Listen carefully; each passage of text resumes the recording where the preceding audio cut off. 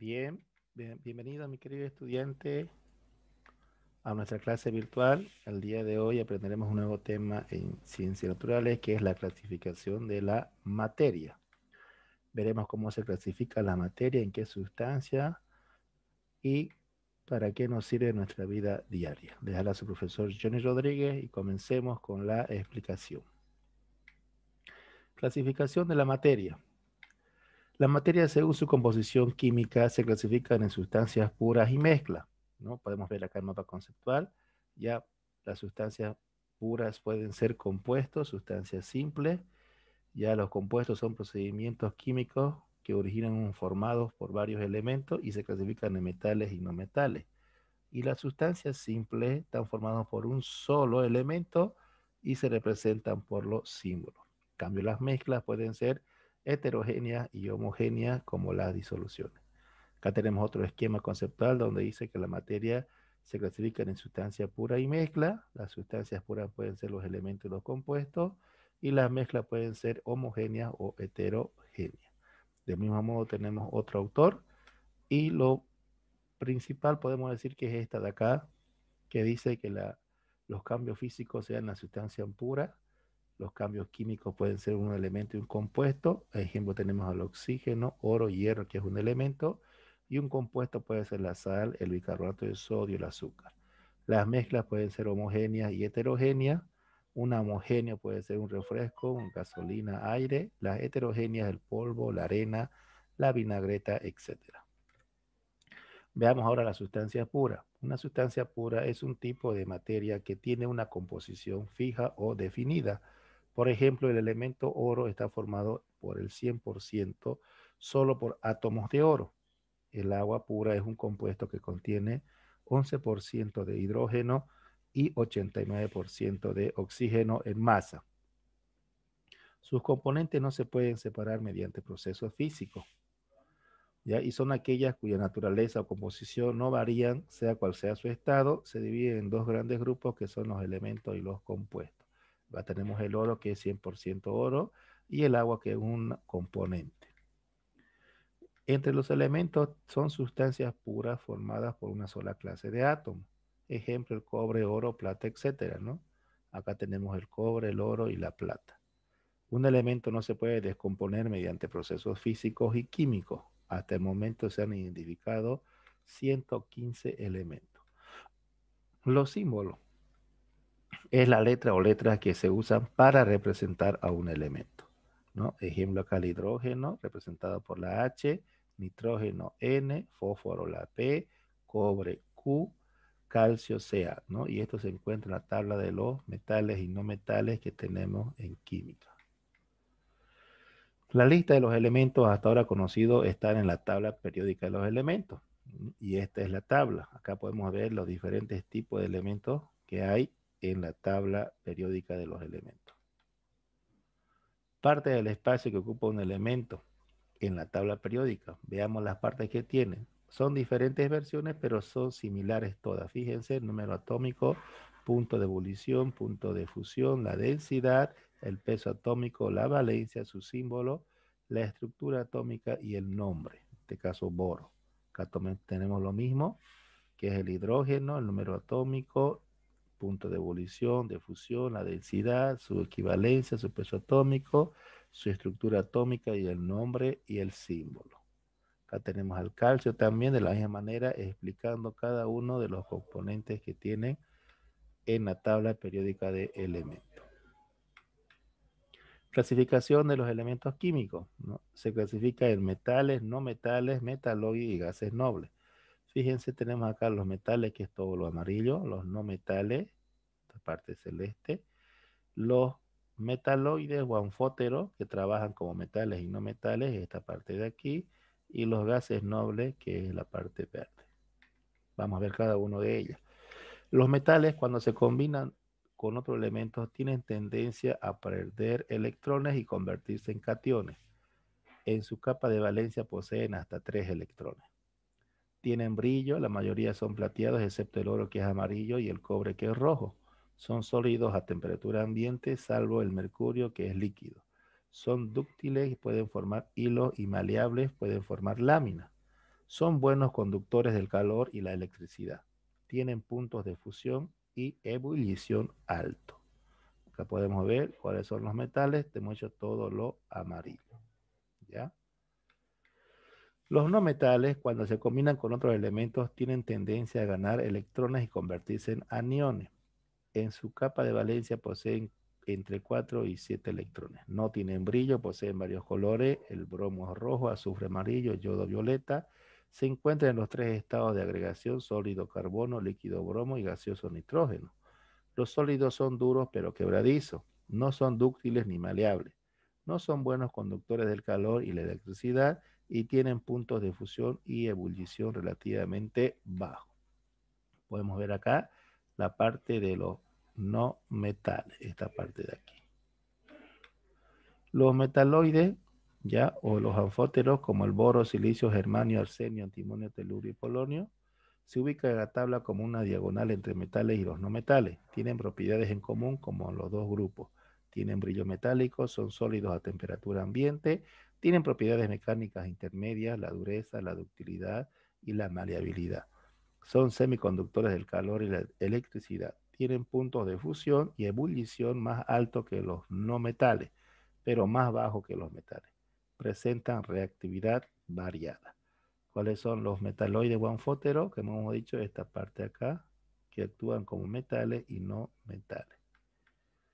Y los gases nobles son átomos muy estables, poco reactivos, no se combinan con otros elementos de su capa de valencia y se encuentra completa con 8 electrones: helio, neón, argón, criptón, xenón y radón.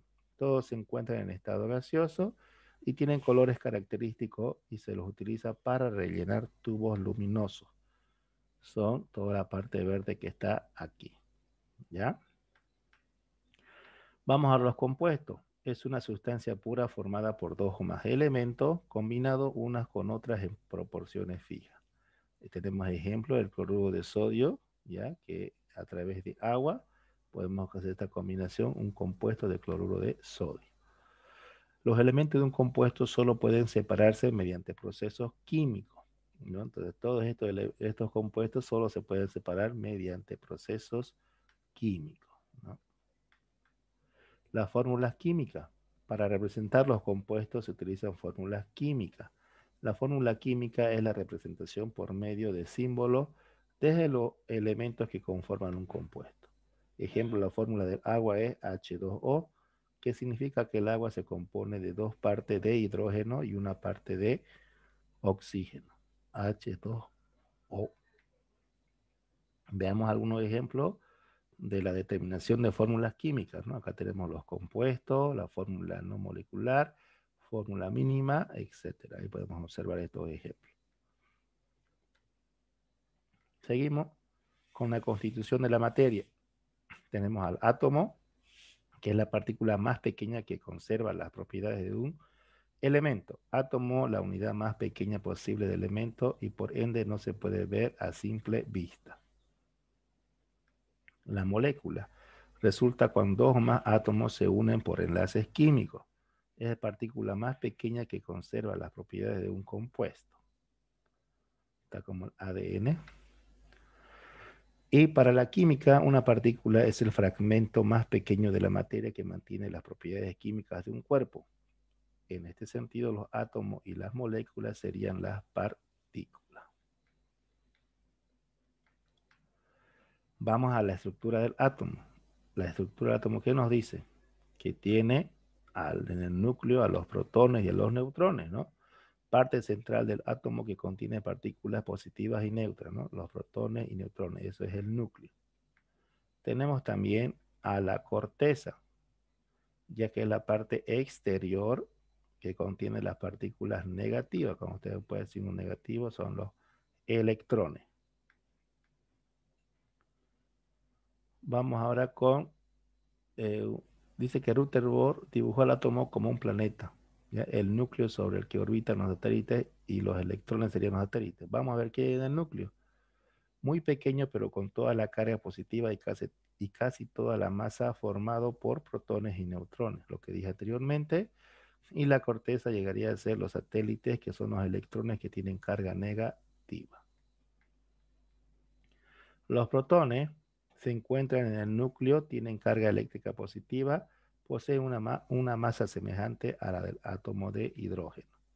Los neutrones constituyen los núcleos del átomo junto con los protones. No tienen carga eléctrica, son neutros, poseen una masa prácticamente igual al del protón.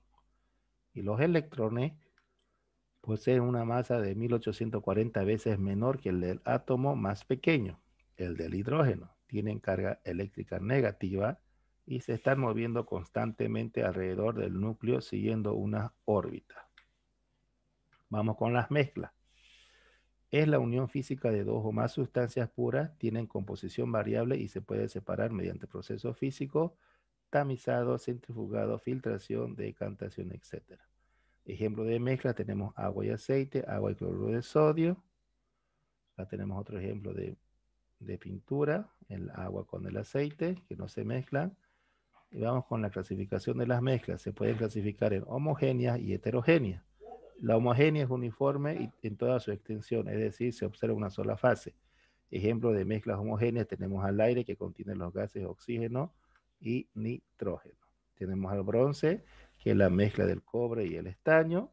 Ahí tenemos ese ejemplo. Y tenemos el agua salada, que es una solución del agua y la sal que se encuentra en el mar. Mezclas heterogéneas. No tienen propiedades uniformes en toda su extensión. La composición de una zona o fase difiere de la composición de otra zona o fase. Ejemplo, tenemos al agua y el petróleo, ya que sería una mezcla heterogénea, diferente. Tenemos acá otro tipo de ejemplos que se producen y comemos en nuestra alimentación, ¿no? Que son mezclas heterogéneas. Las comidas enlatadas, las galletas elaboradas, etcétera, etcétera.